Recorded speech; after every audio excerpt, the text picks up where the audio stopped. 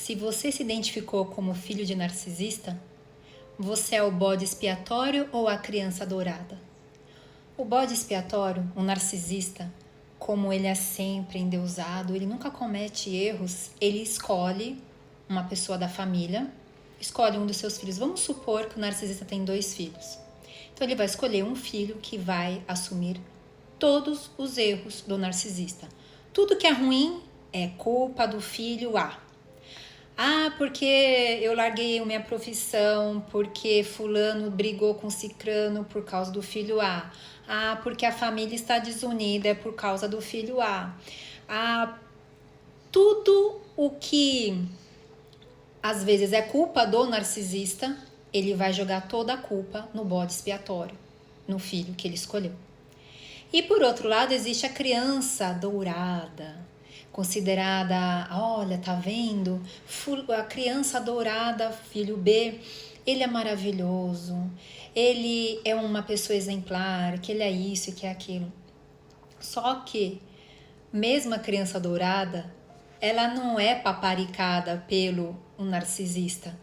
Às vezes o bode expiatório fica com tanta raiva da criança dourada que ele gostaria de ser a criança dourada e faz de tudo para chamar a atenção do pai ou da mãe para ser a criança dourada.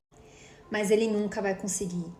Por mais que ele se esforce, nunca vai ser o suficiente. E da mesma forma, a criança dourada, por mais que ela seja considerada a criança dourada, ela nunca também vai ser uma criança perfeita ou um ser, lógico, depois vai ser adolescente, adulto, ele sempre vai ter algumas dificuldades e sempre vai também sofrer o mesmo tratamento pelo narcisista, tratamento de silêncio, menosprezo, humilhação. Então, e fica a pergunta, e se o narcisista não tem 2 filhos, ou 3, ou 5, ele só tem um? Coitada dessa criança, que ele vai ser tanto o bode expiatório, quanto a criança dourada numa só pessoa. Então, não fez uma coisa que o narcisista pediu ou que ele quis que fizesse, é o bode expiatório, é a criança ruim, é a criança que pior que existe, olha como eu sofro com meu filho, como ele é horrível, como ele é isso, e começa a inventar uma série de coisas que só fica na cabeça, na fantasia do narcisista, mas ele espalha para Deus e o mundo de que ele tá, o narcisista está sofrendo por conta daquele bode expiatório. E quando o bode expiatório, por ser filho único, ele quer agradar o pai ou a mãe de todas as formas, ele vai fazer de tudo para ser reconhecido pelo pai. Só que esse reconhecimento nunca vai acontecer. Ele, por algum momento, se ele fizer alguma coisa certa, o narcisista vai dar aquela, ai, como você é lindo, como você é maravilhoso, o que seria da minha vida sem você? Você é meu filho amado, você é isso, você é aquilo. Aí a vítima fica, ai, nossa, fica toda cheia. Ai, graças a Deus eu consegui o reconhecimento do meu pai. Só que não. É apenas por um determinado período que logo em seguida, assim que o narcisista ele determinar alguma coisa, ou se você tiver o despautério de pensar aquilo que você acha, aquilo que você concorda ou discorda, independentemente do que seja e que seja contra ao que o narcisista pensa, acabou. Você já é colocado de escanteio, de castigo imediatamente, tratamento de silêncio e tantas outras coisas que o narcisista ele faz isso com qualquer outra pessoa, seja com filho, com marido, com quem seja. Isso é da característica própria do narcisista. Então, se você é filho de narcisista, é muito doloroso, porque você vai passar a sua vida inteira querendo fazer parte do grupo familiar, fazer parte do pertencimento, só que você nunca vai pertencer. Nunca. Porque o narcisista, ele nunca vai te validar. O narcisista, ele só vai te validar enquanto você estiver glorificando, exaltando. A partir do momento que você começa a demonstrar quem você é, aquilo que você pensa, aquilo que você é, ou se de repente você começa a ter sucesso na sua carreira, você começa a ter mais brilho, ter mais reputação, como assim? Você vai brilhar mais do que eu? Negativo, não pode. Aí já começa a te colocar para baixo, a te humilhar, a te desmerecer. E você sempre vai se sentir mal. Porque é só o narcisista que pode brilhar. Só ele que pode ser exaltado e glorificado pelos outros. Só ele que pode, e muitas vezes quando é narcisista oculto, ele sempre se faz de vítima para os outros falarem, ai, coitadinho dele, como que ele tá sofrendo, tem filhos péssimos, tem filhos horríveis, nossa, os filhos o abandonaram. Quando, por exemplo, o filho se toca que está sendo manipulado pelos seus pais e adota o método da pedra cinza ou o ideal que seria o contato zero, aí o narcisista vai usar essa parte que você adotou para se proteger dele, mas aí contra você.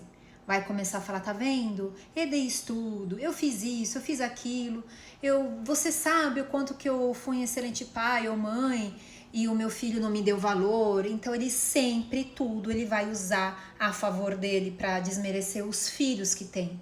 Sempre os filhos são os culpados, sempre os filhos são os horríveis.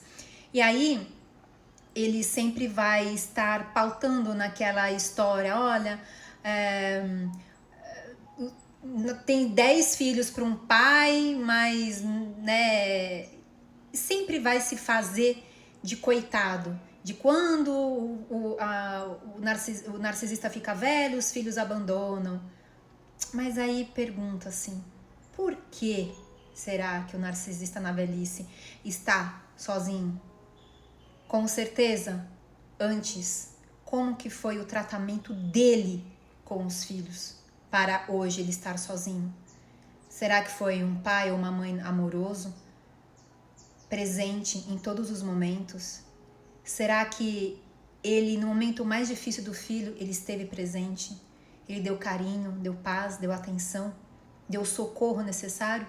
Ou foi aquele pai que de repente ficava negando pensão alimentícia para o filho, não via a hora de se livrar dos alimentos?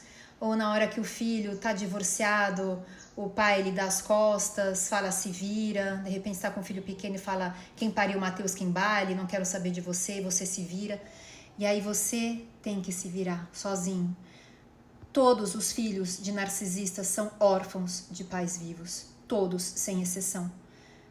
Apesar da nossa cultura de sempre endeusarmos e santificarmos a cultura, a figura da mãe, infelizmente, a pessoa, mulher, que gerou filhos e possui transtorno de personalidade narcisista, não sabe o que é ser mãe, o que é verdadeiramente essa palavra significa, quais são os seus direitos e os seus deveres.